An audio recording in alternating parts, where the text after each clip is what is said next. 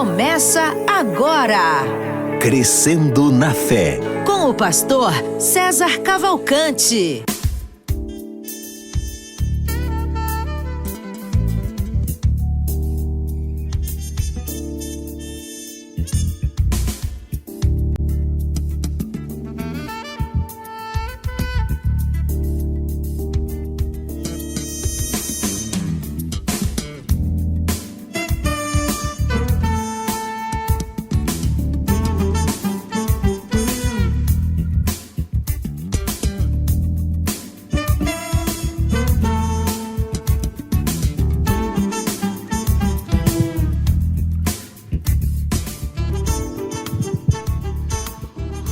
Boa tarde, na graça e na paz de Jesus. Eu sou o pastor César Cavalcante. Mais uma vez, para a glória de Deus, está no ar mais uma edição do programa Crescendo na Fé, o bom e velho programa Crescendo na Fé.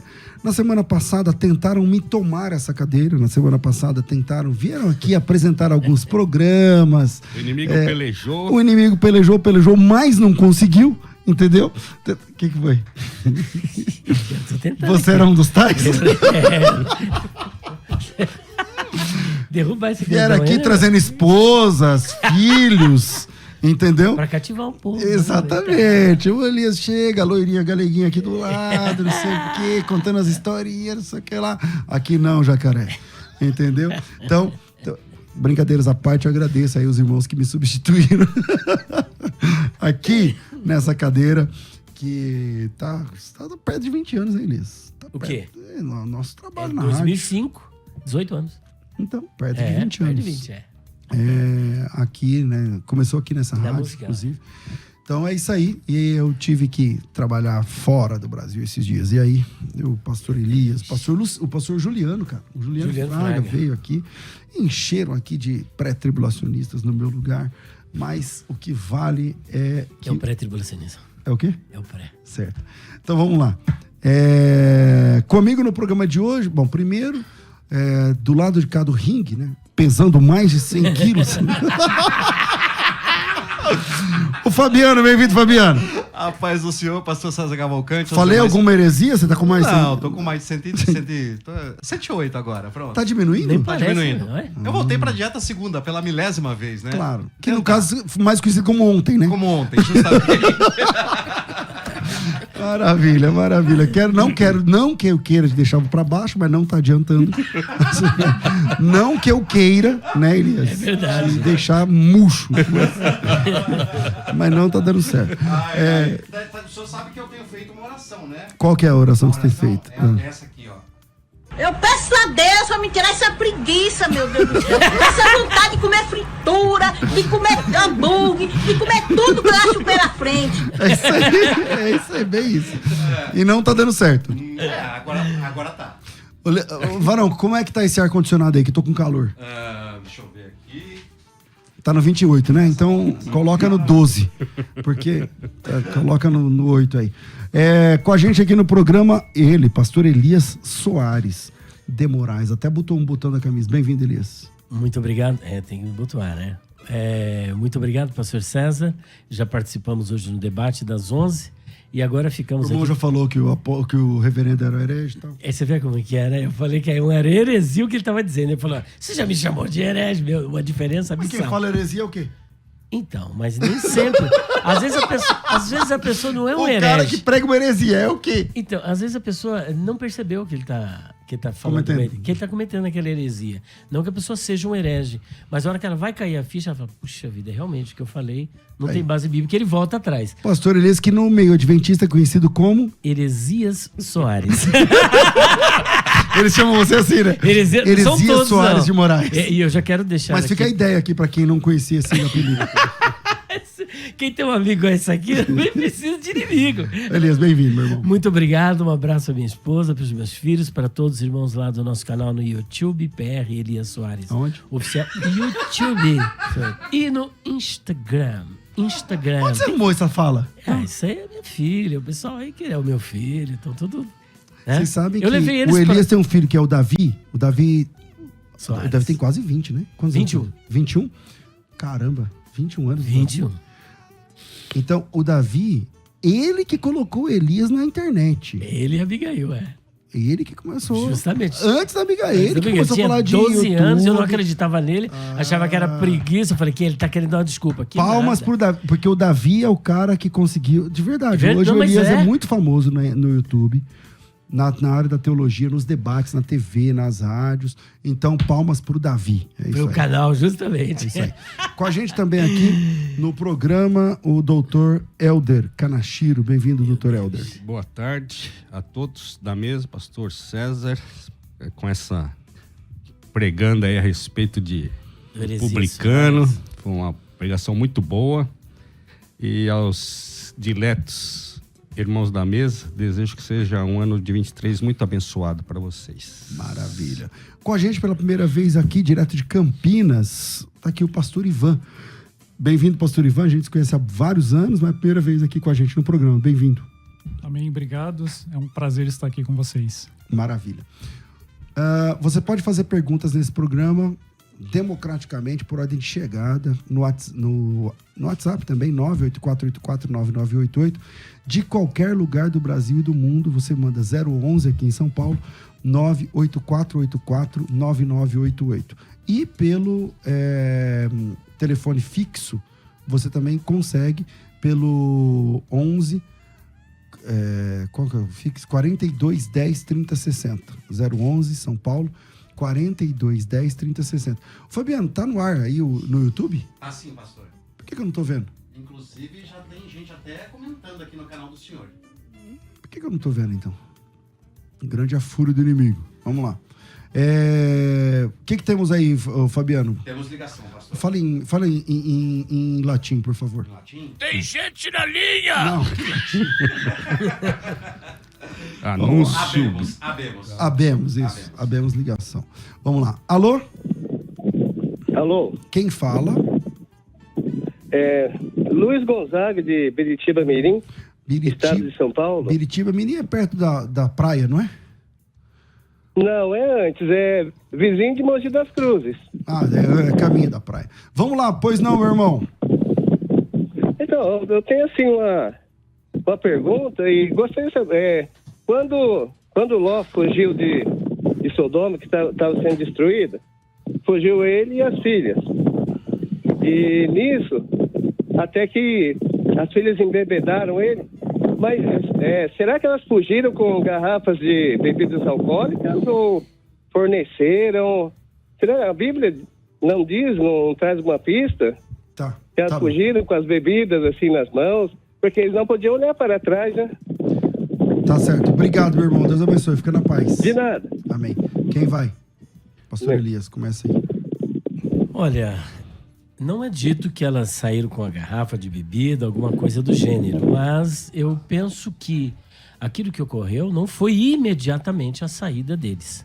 Assim como Noé, por exemplo, quando ele sai da arca, diz que mesmo dia, né? que no mesmo dia já plantou uma vinha e já do nada já saiu. Já tinha vinho. E já tinha vinho. Isso, a Bíblia ela não está escrita em ordem cronológica, e eu penso, eu vou até dar uma olhada no texto, que ali não há uma cronologia, dizendo ele já saiu, já embebedou o pai e elas já ficaram grávidas, porque na verdade as duas foram engravidadas, né? E aí deu origem a dois povos, né? Os edomitas e os amonitas. Moabitas, melhor. Moabitas e amonitas. Moabitas e amonitas. São dois filhos de Ló com as duas... Amon e Moab. Isso, com as duas filhas. Então, eu penso que não há aqui uma cronologia, né? E não foi assim logo em seguida. Não, então a primogênita disse a menor, nosso pai é já velho. Então perceba que eles foram aqui para algum local e que a Bíblia vai apresentar aqui, e subiu Ló de Zoar e habitou no monte, e as suas duas filhas com ele, porque temia habitar em Zoar, e habitou numa caverna, ele e as suas duas filhas. Então, ou seja, esse depois, não sabemos realmente que dia é esse depois. 42 10 30 60. Fabiano, lá no meu canal, no canal da rádio, no canal do YouTube da rádio, tá ao vivo, mas com outro tema. Estranho, pastor. Tá Eu já avisei a Ione para confirmar, porque parece que tá só no outro canal do senhor. No Cortes. Eu nem lembro aquele canal mais. César Cavalcante, cortes do César Cavalcante, sei lá. Deu algum problema. Tá, vamos lá. Então, quem quiser assistir ao vivo, vai lá no cortes do César Cavalcante e você vai achar. Tem ouvinte ao vivo? Temos sim, pastor. Alô? A paz do Senhor. A paz, quem fala? Meu nome é Luque. Yuki, fala de onde? Olha, eu estou em Salvador, mas só que eu moro... Aí em São Paulo eu moro na Moca. Legal. Pois não, meu irmão. Há uns dias atrás aí eu estava assistindo o programa Debates com o senhor, né? Mas não era o senhor que estava mediando, era um outro pastor. Uhum. Então eu estava falando sobre o tema do casamento, né? Certo. Então eu me convenci, através de um pastor aí que estava aí, era 2 debatedores, que lá fala-se que só em caso de adultério, de traição, que pode se pedir o divórcio, certo? E o outro pastor me convenceu que não é assim. Que lá fala assim, que pode pedir o divórcio, mas na palavra de Deus não está autorizando casar de novo. Não tem, pede-se o divórcio e pode ter um novo casamento. Não pode. Pode pedir o divórcio, mas não autoriza a ter um novo casamento. Eu me convenci através do outro pastor. Entendeu? Eu falei, agora eu vou conversar com o pastor César, né? Que eu considero muito o senhor, e ele vai dar também um parecer dele. Então eu estou convencido diferente agora. Eu acho que houve a traição, pode pedir o divórcio, mas não está autorizado um novo casamento, não. A palavra de Deus não está dizendo ali que pode casar de novo, não. Ali não está escrito assim, pode ter um novo casamento. Não pode, não. Pode ter o divórcio. Tá bom, a paz do Senhor. A paz. Tá aí o nosso irmão lá de Salvador hoje, na Bahia. E aí, quem vai?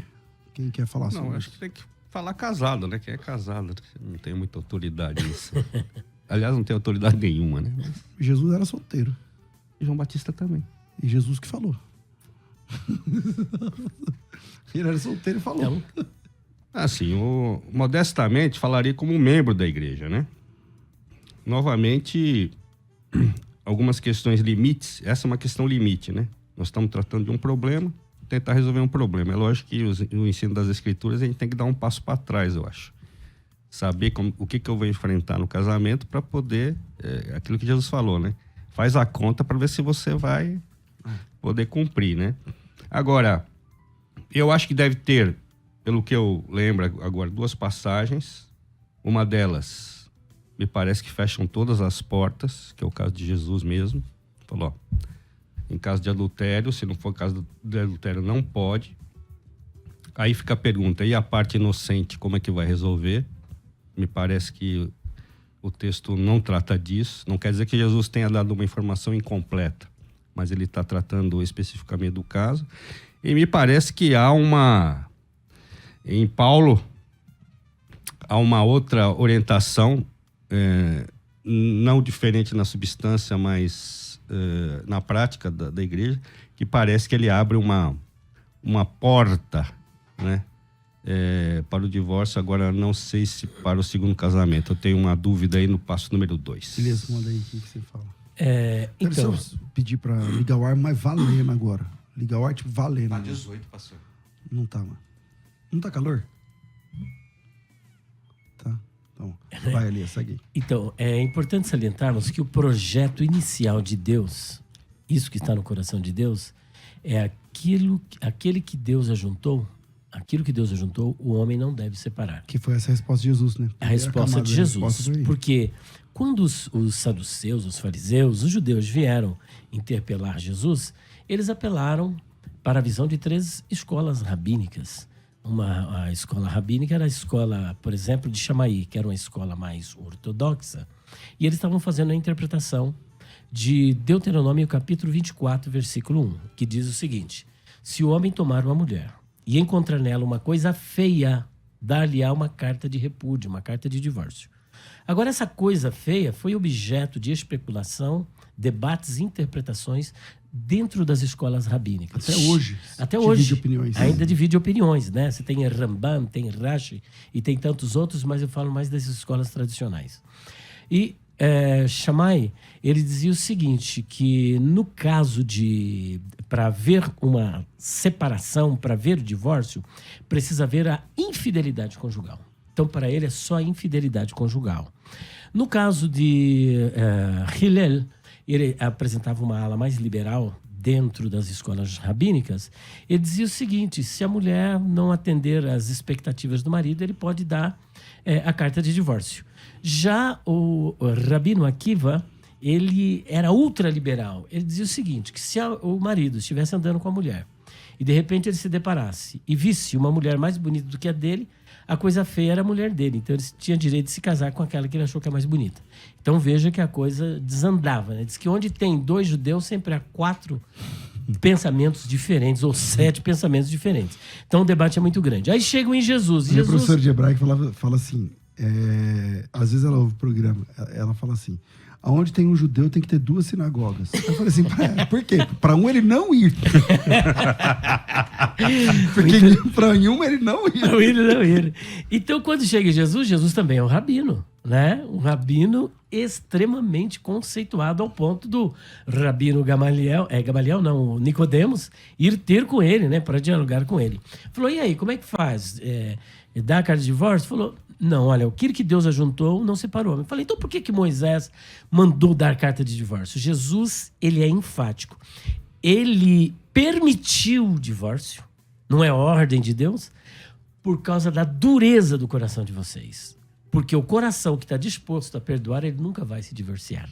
Então, aquele que foi ofendido, e o que não é fácil, porque o marido que foi ofendido por causa do orgulho masculino, e se a gente trabalhar o contexto daquela época, onde a figura masculina ela estava em determinada vantagem, tinha uma proeminência, o homem, para ele, aquilo era o fim do mundo, né? Então, para perdoar, se a pessoa perdoa, ela pode continuar. Agora, se a pessoa não quer perdoar, também é um direito dela, né? Então, só que Jesus ele diz o seguinte, olha, não deve ser dada carta de divórcio a não ser por causa de prostituição. E aí engloba qualquer tipo de ilícito sexual, né? E em especial o adultério. Então o adultério ele é tão terrível que ele rompe as relações, ele quebra a aliança, ele destrói um casamento, porque a pessoa nega o voto que ela fez diante de Deus, o voto que ela fez diante dos anjos, o voto que ela fez diante da igreja, o voto que ela fez para o seu cônjuge, ela quebra com o adultério. Ela diz não para tudo isso. E o que isso enseja? Enseja uma carta de divórcio. Agora, para que serve uma carta de divórcio? Para dar liberdade para outra pessoa seguir o seu caminho. Porque uma mulher que havia sido casada sem uma carta de divórcio, ela estava com um problema sério. E com a carta de divórcio, ela estava livre. Portanto, a carta de divórcio, o que ela faz? Ela anula o casamento anterior. Para todos os efeitos, essa pessoa não tem mais vínculo matrimonial. E desse modo, ela fica livre, uma vez que rompeu esse laço matrimonial. Agora, isso aí é objeto de muita polêmica, muito debate, e vai depender do coração de cada um. É mais a questão do perdão. Existem várias circunstâncias em que as pessoas acabam não se divorciando, né? Várias circunstâncias. Então, a questão... a gente tem que entender a pergunta lá de Mateus 19 a partir da proposta. A proposta, como disse o pastor Elias, está toda baseada num texto bíblico, que é Deuteronômio capítulo 24. Então eles chegam lá e perguntam para Jesus, é lícito?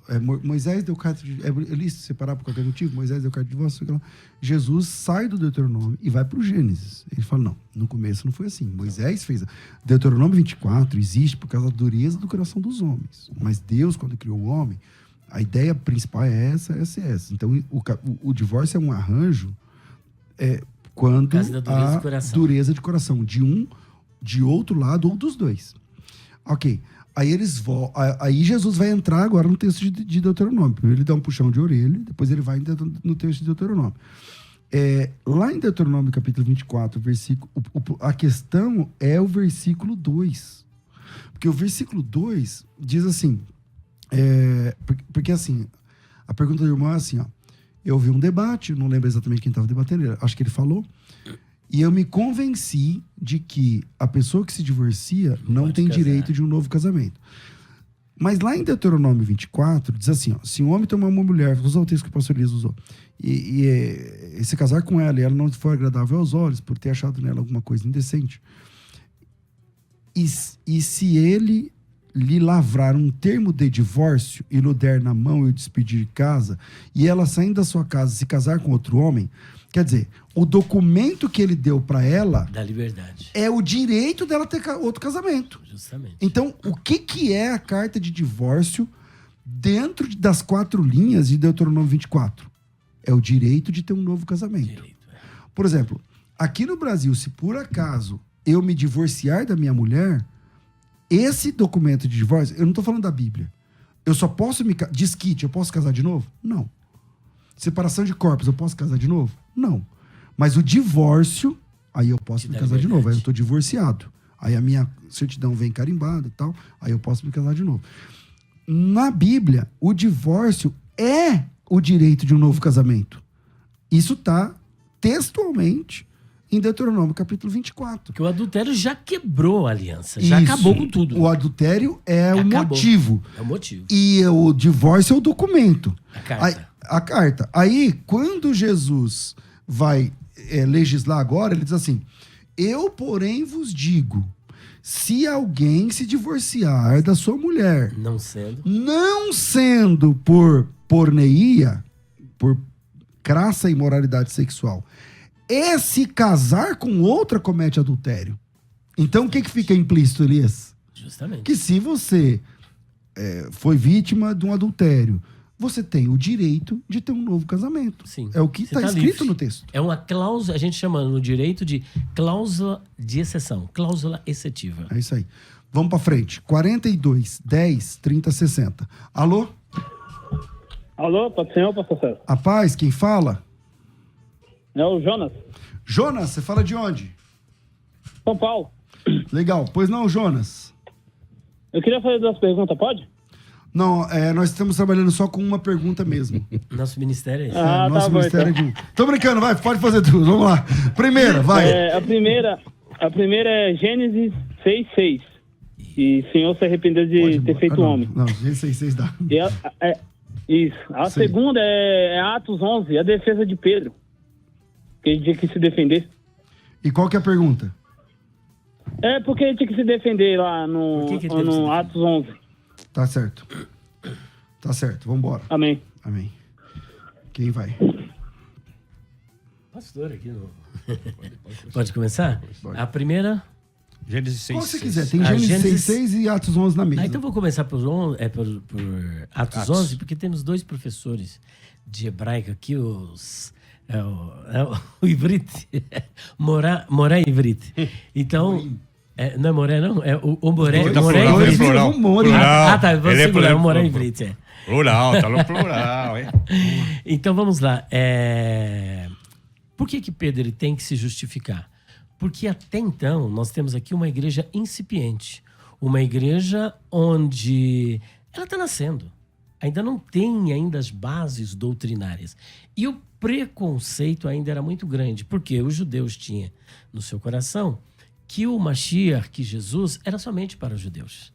Não era para os gentios. E percebe que o próprio Pedro, o Senhor deu aquela visão para ele de um lençol com vários animais impuros. E falou, mata e come. Ele falou, Senhor, nunca comi um animal assim impuro. Olha, não torne impuro aquilo que eu santifiquei ou que eu purifiquei.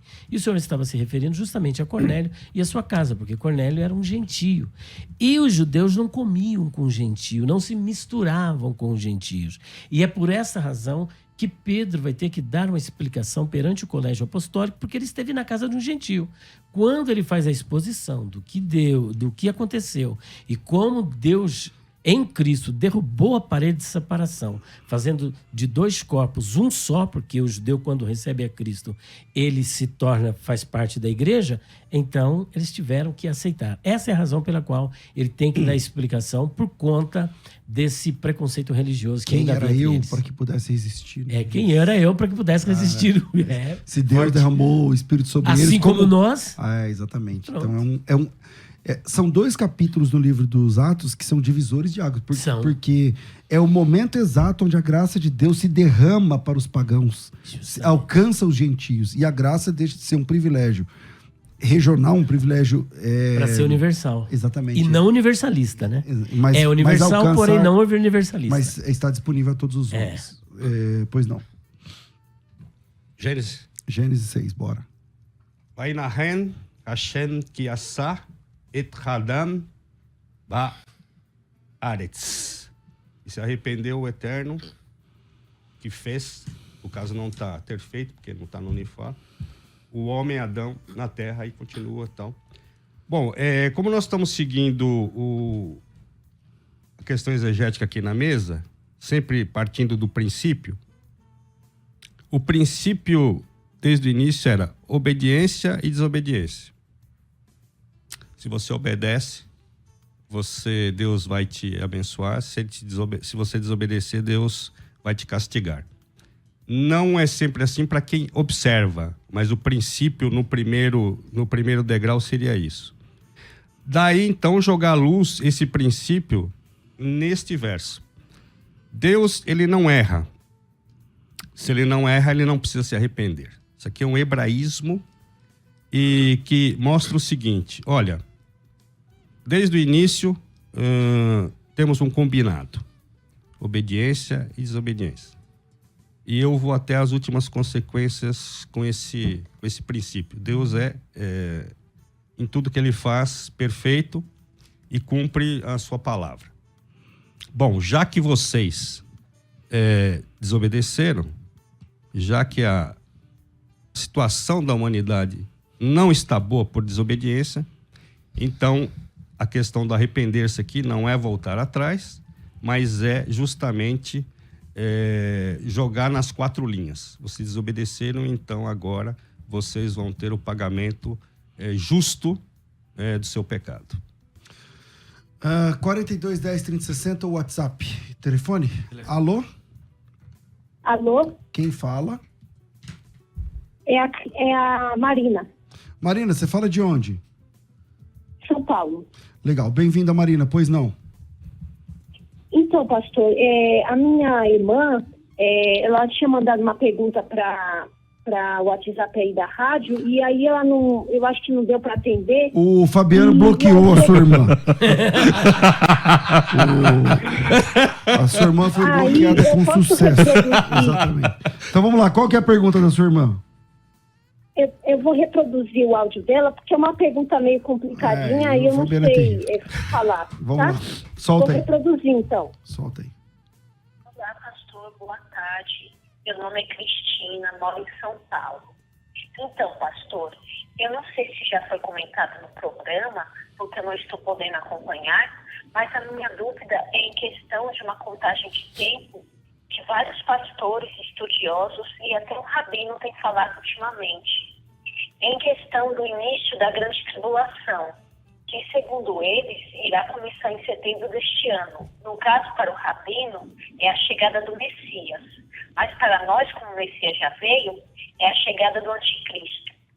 Eu não sei direito explicar, pois é uma contagem complexa, mas tem a ver com o ano Shemitah, que é um ciclo de 7 anos, e ano Jubileu, que são 7 ciclos de 7 anos. E aí, esse ano de Jubileu começou agora em setembro de 2022, e irá terminar em setembro deste ano, de 23. E é aí, nesse período, que o rabino disse que o Messias será revelado e se iniciaria para nós a grande tribulação. E o que eu gostaria de saber é se realmente essa contagem está certa, né? Se tem base bíblica e se vai acontecer mesmo esse ano. Obrigada pela atenção. Tá certo. Esse foi. Tá certo. Essa irmã sua tem a mesma voz sua, né, irmã? Mas tá bom. Deu pra entender. Obrigado, vamos trabalhar aqui. Mesmo o Fabiano não deixando, ela conseguiu. Aumenta o volume aí, você manda pra ela, grava pra ela aí a resposta. Vamos lá. E aí? Começa em setembro tudo agora, Elias? Meu Deus do céu. Bom, eu tenho uma visão pré-tribulacionista, né? E por essa razão não vou concordar, porque... E se o arrebatamento for no dia 1 de setembro? Mas, então, aí é o seguinte... Quando a pessoa prevê e dá uma data, ele acaba conflitando com aquilo que Jesus disse, né? Daquele dia e daquela hora, ninguém sabe, nem os anjos do céu. Então, esse é mais um falso profeta, não importa se ele é rabino. E, inclusive, existe aí entre alguns rabinos que o Mashiach já está em Israel. Já vários Mashiach. Tem aquele Lubavitch, que foi considerado como um Mashiach. E entre eles existe, né? Porque é aquilo que nós dissemos no início. Onde tem um judeu, tem 7 pensamentos diferentes. Imagina onde tem milhões de judeus, quantos pensamentos não tem. Então, existe esse misticismo. Inclusive, eles dizem que nós recebemos o Mashiach ben Yosef e eles estão esperando o Mashiach ben David. A bem da verdade, ben Yosef e ben David, trata-se do mesmo Mashiach. Jesus, que é ben Yosef, foi chamado de filho de Davi. Que é filho de Davi. Ele já veio a primeira vez, agora ele virá a segunda vez e virá arrebatar a sua igreja. Logo após o arrebatamento da igreja, aí sim haverá a grande tribulação. Então, eu penso que esse rabino está equivocado. Precisa ir para a nossa escola de pré-tribulacionismo. É o seguinte,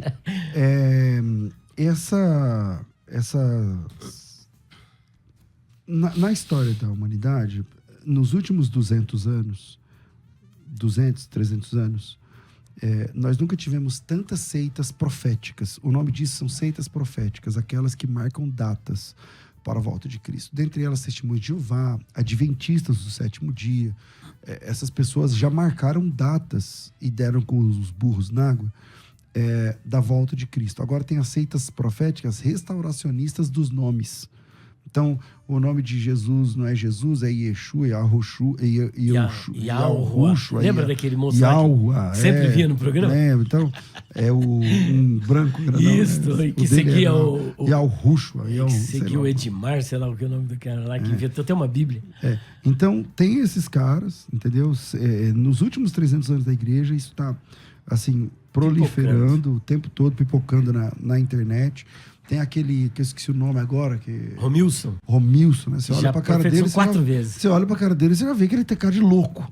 O jeito que ele fala as coisas... O jeito que ele fala, o jeito que ele... Ele não sabe nem português, né? Falando de hebraico, falando de grego e tal. Ele não sabe português.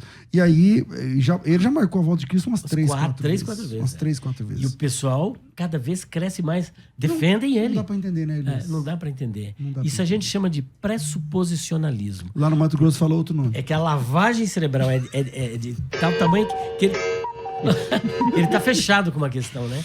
É isso. Então, fica a dica aí. Gente, é Bíblia. É texto bíblico. É texto bíblico. Eu sou pós, o Elias é pré. Tá tudo bem. Só que nisso, ambos concordamos.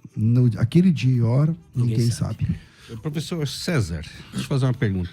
Tu que vais muito a Israel e sai também do círculo, vamos dizer assim, dos turistas, né? Porque já fui tantas vezes, faz o roteiro turístico, mas faz outros roteiros também. Sociedade israelense é uma sociedade laica, né? E muitos deles nem acreditam mais em Deus, como tem em outros lugares também, às vezes as pessoas ficam um pouco enganadas com isso. O ambiente, vamos dizer assim, em que tu vais, a respeito de construção do terceiro templo, essas questões escatológicas, elas estão nas ruas, as pessoas falam sobre isso? Não. É assim, ó.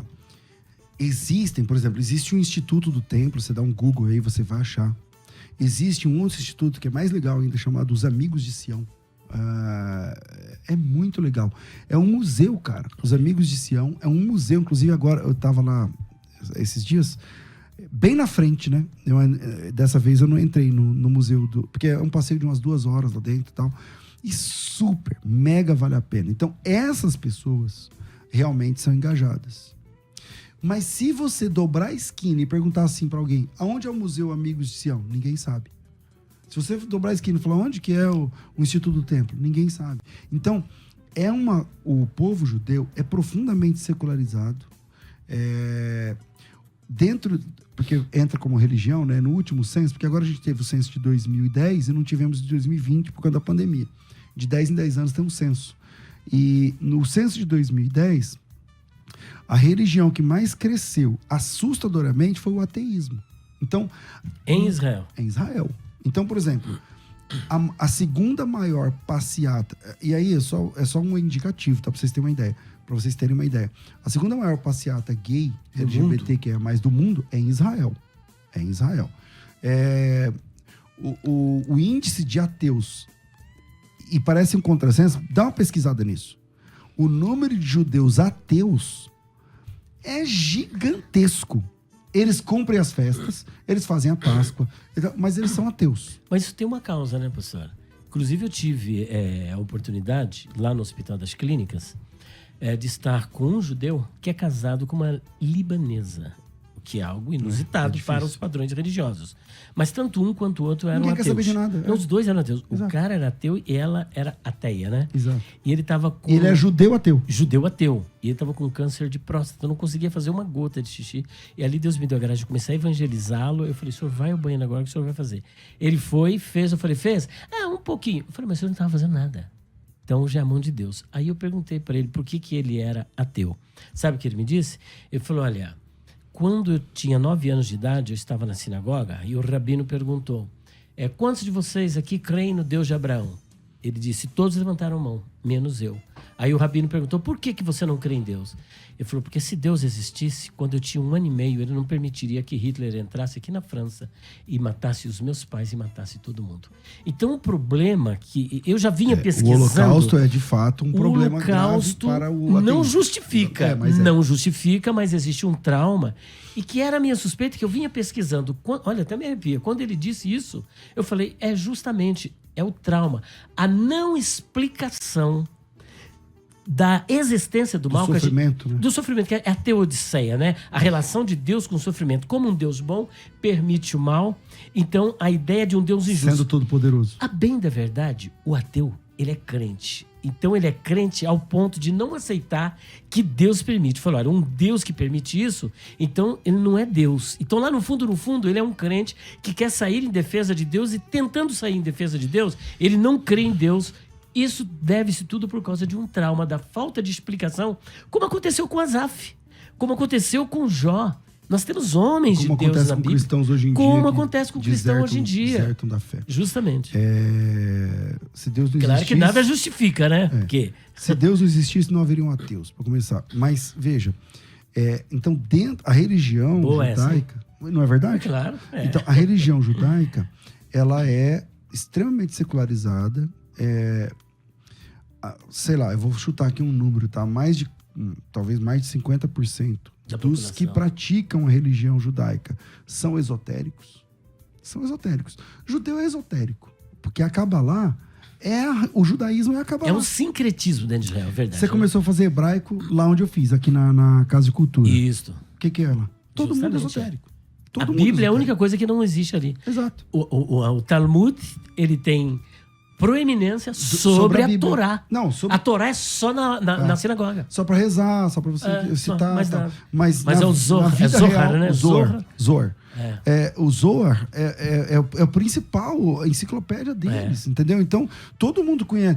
Eles conhecem. Aliás, o senhor tem o Zohar, né? Eu tenho esse material. Essa edição magnífica. Especial, acho que deve ter duas que eu vi lá, não é isso? Eu tenho duas. Duas, não é isso? Tenho duas. Mas o Zohar, especialmente o do Jacó, o cego, que é o que eles mais devotam e tal, tudo mais, eles sabem de cor. Mas a Bíblia mesmo, eles sabem Deuteronômio 6, isso aqui e tal. Mas não conhecem a Bíblia. Nem a Torá, né? Nem a Bíblia, é a Torá, né?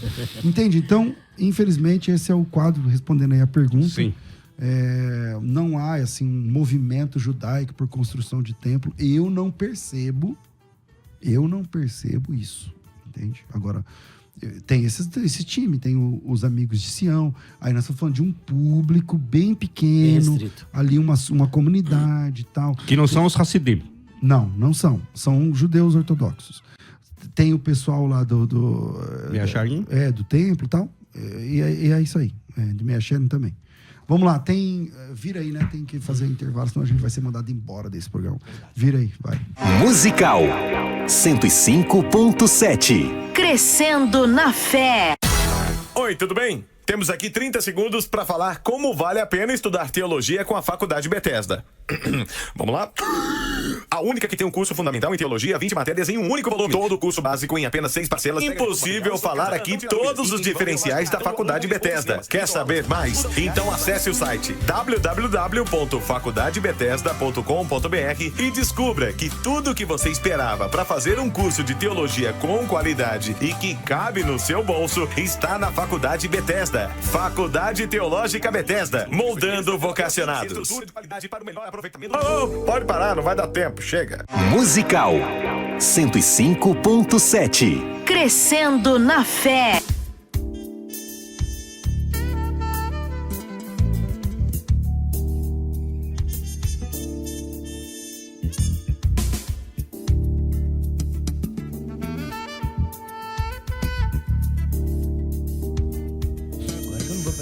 Estamos de volta com o programa Crescendo na Fé e eu vou pedir para o Fabiano mostrar aqui os livros dos cursos de teologia da FTB, aqui ó, nessa ordem aqui. Fundamental. Oh, meu Deus, culpa do Fabiano. O Fabiano é terrível. Desculpa, hein? Dessa vez passa. Então... Lá no Nordeste diz que depois que inventaram a desculpa, ninguém morre mais. Acabou.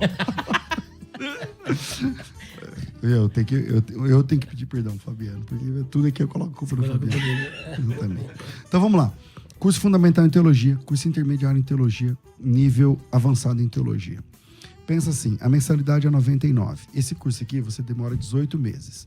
Você paga 6, as outras 12 mensalidades deixa comigo. Essa é a promoção. 6 parcelas e nada mais. Material didático incluso, plantão tira dúvidas incluso, estágio supervisionado incluso, todas as matérias impressas num único volume e o desafio da FTB. Se você encontrar no Brasil um curso que faz tudo que a gente faz, o nosso fica de graça. Tá? É simples assim. O nível completo são os 3 níveis, né? Fundamental, intermediário e avançado.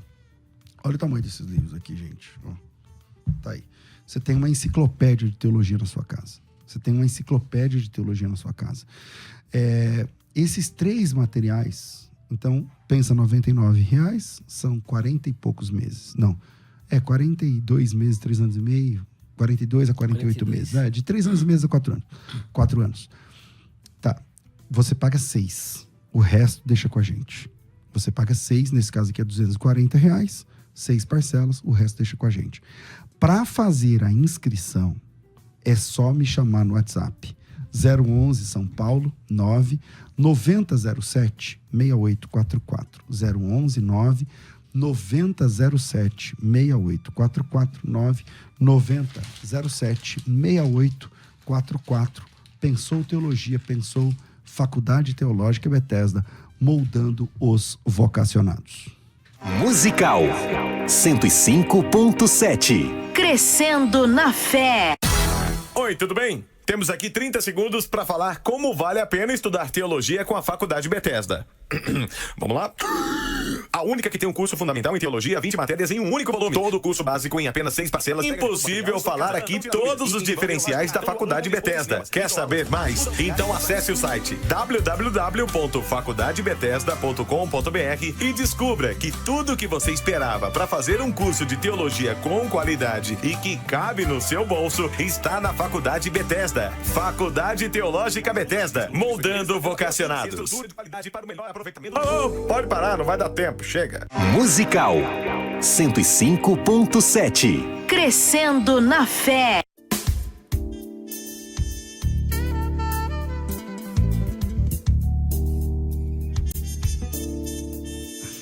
Estamos de volta com o programa Crescendo na Fé.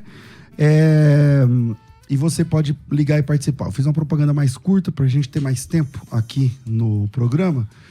E você pode participar com a gente no WhatsApp 98484-9988, 011 98484-9988 e pelo telefone fixo 4210-3060. Hoje eu tô com a camisa da FTB, tá vendo aí, ó? Camisa nova de 2020. Bonito. 2023, olha aí. Faculdade. É só escrita FTB. E Faculdade Bethesda, eu não sei se tem escrito. Tem alguma coisa escrita atrás aqui? Não. Tem? Não? Lá em cima tem. Tem? Faculdade Teológica Bethesda. Bem miudinho. Uns detalhezinhos aí. E aí é o seguinte, Se você já é aluna e gostaria das camisetas, tem várias estampas. Tem estampas com frases nossas aqui do programa, tipo, me mostra o texto. Tem várias frases legais. É que eu não tenho aqui a camiseta agora. Mas é o telefone da Michele. Quem cuida disso aí é a Michele. Lembra da Michele? Não lembra? O WhatsApp é 94080-7505. Então, 011, São Paulo. Você chama a Michele se você quiser camiseta. 4080-7505. Nem lembro quanto é agora, mas é barato. Então, 11 40 80 7505. Se você já é o aluno da FTB, super faz sentido. Se você faz, sei lá, escola de pregadores, escola de ministérios, tal, super faz sentido. Falando em escola de ministérios, amanhã teremos a primeira mentoria do ano. E a partir de amanhã, as mentorias da escola de ministérios se tornam semanais. Então, toda quarta-feira, essa é a regra. De vez em quando vai ter exceções, depende dos mentores, né? Às vezes eles não podem na quarta, mas geralmente às quartas-feiras, às 20 horas, é dia de mentoria. Amanhã eu inauguro a mentoria, faz tempo que eu não falo na mentoria, então amanhã vai ser a minha vez e a gente vai começar o ano com as mentorias semanais na escola de ministérios.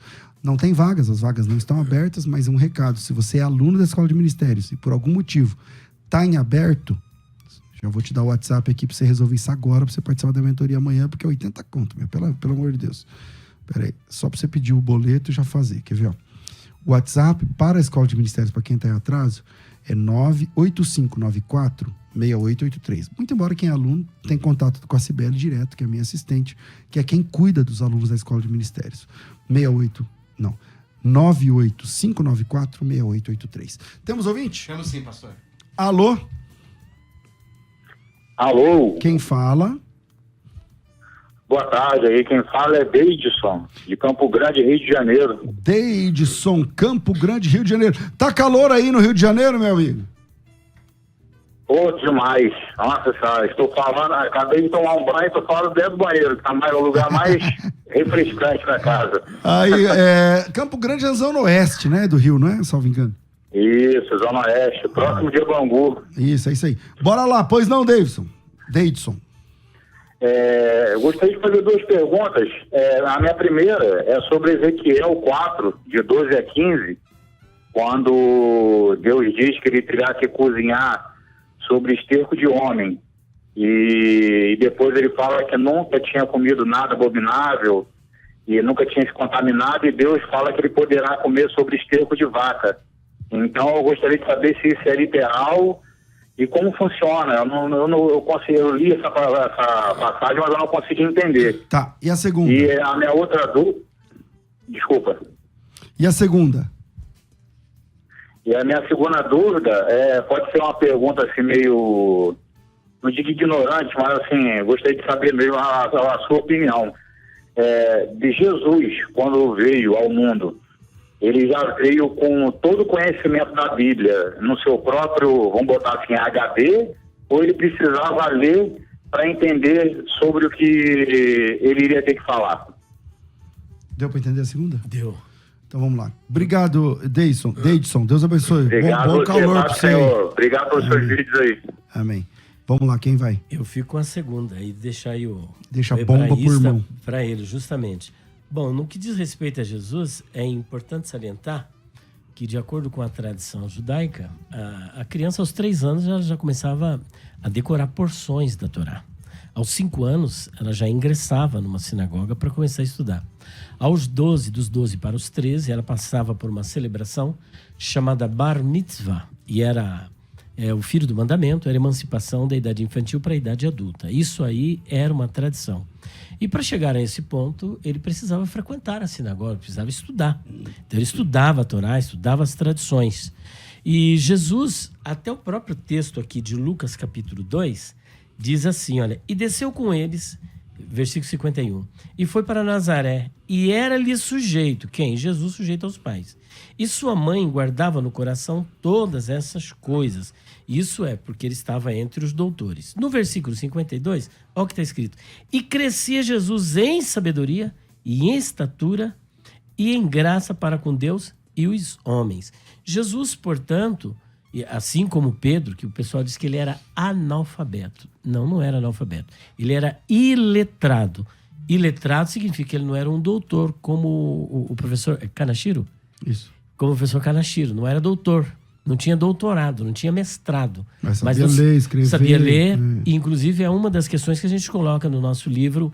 Os pregadores dizem, mas a Bíblia não diz. A Bíblia não diz que Pedro era analfabeto. Ele era iletrado, não tinha letras. Tanto é que ele escreveu 2 cartas. Justamente, escreveu 2 cartas. Ele não era doutor, ele não era eloquente. Quando os judeus que vieram de todas as partes do mundo, que havia ali um poliglotismo, visto que havia judeus de todas as partes do mundo, e viram aqueles galileus como se fossem versados em seus próprios idiomas, eles ficaram estupefatos diante de tanta erudição. Mas aquilo foi uma capacitação sobrenatural. Mas Pedro, mesmo assim, ele tinha conhecimento. Beleza, tá falando difícil, hein? Sério? Tá. Isso também é uma capacitação sobrenatural. É sobrenatural, porque ultimamente eu tenho sido acometido um pouco pelo esquecimento, que a gente chama de... Sério? Isso faz parte um pouquinho do processo da idadezinha, né? Então, de vez em quando, a gente pinça lá uma palavra aqui, outra ali, tá? Fica bonitinho, não fica? Não, falando a verdade, porque muitas pessoas que te acompanham não sabem, mas a maior capacitação do Elias é autodidata. Autodidata. Então, em tudo. Então, glória a Deus pela sua vida. Amém. Bora lá. O que nós temos aí esperando, Fabiano? Temos mais uma ligação, pastor. Tinha outra pergunta. outra, o Elias quer jogar no fogo aqui, o irmão. Ezequiel 4. Mas ele tá querendo falar. Vamos lá, doutor Helder, desculpa. Eu não estou querendo falar. Ezequiel 4? 4:12, sei lá. 4:12. Essa é uma pergunta que nunca apareceu aqui, não é? Peraí, 4:12. Até a primeira vez que eu me deparei com isso, há muitos anos, há 25 anos atrás, eu achava que Ezequiel foi forçado a comer o cocô. O esterco de vaca. Mas não é cozinhar com esterco de vaca. Acender o fogo com justamente. O esterco. Na verdade, a palavra hebraica para esterco é o rolo, né? Então, o rolo... Faz uma bola, né? Isso, exatamente. Então, essa daí, como é uma língua concreta, então, há pouquíssimas abstrações. Bom, mas assim, começamos com o oráculo. Então, geralmente, quando começamos com o oráculo, as questões limite e alguns preconceitos que nós temos atualmente, na visão profética, elas não estão tão alinhados com a nossa cultura. O pastor César sempre fala muito a respeito de cultura, né? Então, no oráculo, quando a revelação direta de Deus para com o homem, que é uma coisa maravilhosa, mas ao mesmo tempo terrível, então deve ser usado todas as figuras que são conhecidas ao redor do profeta ou da escola de profetas. Então, aquilo que nos parece pouco comum, para eles era muito comum, porque imagina uma pessoa que está num deserto, não deu tempo para me ler todo o texto, evidente, mas o contexto profético geralmente acontece assim, eles estão retirados e ali eles têm alguma maneira de proferir o seu oráculo. Então é a respeito de um cesto, é a respeito de um... cinto. Exatamente. Então, assim, são coisas concretas que enterra e vai apodrecer e tal, para poder dizer... alguma coisa a respeito das nações ou do próprio Israel. Como eu não tive tempo de ler, né, porque é muito extenso, então caberia aqui uma exegese um pouco, uma hermenêutica mais profunda para saber o ambiente. Como o pastor Luiz estava lembrando, ele não comeu o esterco, né? Não, ele usou como forno, como fogo, como combustível, para cozinhar o pão, usando aquele esterco como combustível. E vale lembrar que Ezequiel, ele é uma figura assim, como que eu posso dizer assim, com uma certa excentricidade dentro do ministério profético. Ele é doido, né? Em relação ao que Deus pede para ele, né? Por exemplo, igual pediu para Jeremias. Jeremias, você não vai ter mulher nesse lugar, porque a solidão de Jeremias retratava justamente a solidão que o povo ia ficar. E no caso de Ezequiel, ele falou assim, olha, eu vou tirar a delícia dos teus olhos, ou seja, a sua mulher, que é uma figura poética para falar da beleza, né, feminina. Só que você não vai lamentar, você não vai chorar, porque ele é um sacerdote. Ezequiel é um sacerdote. E ele não podia prantear, não podia chorar, ele não podia fazer nada daquilo que era comum quando morresse algum ente querido ou algum amigo. Então Deus estava ilustrando algo. E essas figuras sempre aparecem no ministério de Ezequiel. Infelizmente. Inclusive, aparece um B justamente na frente do Gelele. Então, quer dizer, é no em cima dele, né? Isso. Infelizmente, nosso tempo é curto demais e o Elias vai pegar os livros dele aí para falar. E eu queria aproveitar também a vinda do pastor Ivan aqui. O pastor Ivan, ele tem uma empresa, olha que legal, se você tem uma empresa de qualquer ramo, tá? De entrega, de venda, se você vende curso, se você vende livro, se você vende... Se você tem uma empresa e você não tá legal ainda na internet... Então, ele tem uma empresa que faz todo o funil de vendas, cuida, produção, programação, produção de conteúdo, tudo para que a sua empresa gere resultado. Como é que faz para te achar, pastor Ivan? Exatamente, pastor. Bom, é bem simples, você pode me chamar através do meu WhatsApp também, é 19 99783 4951, ou pelas redes sociais, no Instagram, é ivan.caetano.mkt, que é de marketing. Nós Ivan.caetano.mkt. Ivan.caetano.mkt. Ou o WhatsApp 19 99783 4951. 997 é 019, tá? 99783 4951. Legal. Então, se você quer ajuda aí para vender, faturar, dobrar, triplicar, vezes 10 o faturamento, tem muitas coisas legais aí no marketing digital que ele pode ajudar. 19 99783 4951. Pastor Elias, livros cada vez maiores. Então, quantos livros tem no combo hoje? Olha, nós temos aqui 6 e tem um que acho que... não sei se ele vai colocar... ele não tem. Aqui é não tem? Outro. É outro, né? O Fabiano não pode. É os pregadores... Esse! Os pregadores dizem, mas a Bíblia não diz.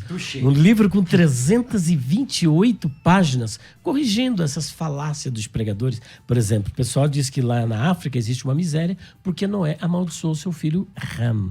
E isso não aconteceu. Noé nunca amaldiçoou o filho dele. Então existem 81 questões neste livro. Os pregadores dizem, mas a Bíblia não diz. Livro número 1, livro número 2. Número 1, pergunta difícil de responder, volume 1. Esse daqui, olha, eu não vou falar de cada questão. Tem o número 3, o número 4, que vai tratar do estado intermediário, o número 5, que é só escatologia, o dicionário de palavras... É uma enciclopédia do pastor Elias Soares, de verdade, é uma enciclopédia. São 1, 2, 3, 4, 5, 6 livraços. 7 com o lançamento novo. Juntando tudo isso, daria quanto? Tudo, daria 1.060. Hoje, com R$490... Menos da metade. Você não vai pagar frete para todo o Brasil. Todas as obras por R$490, sem frete para todo o Brasil. 0 operadora 11 946263000. 0 operadora 11 946263000 ou 0 operadora 11 94901 6633. 94901-6633 é o WhatsApp, 94901-6633, tudo por de R$1.000 e pouco por 490. E você pode parcelar em 24 vezes no cheque, no fio do bigode. Até 12 ele pode. Pode, né? Até 12. Elias, obrigado.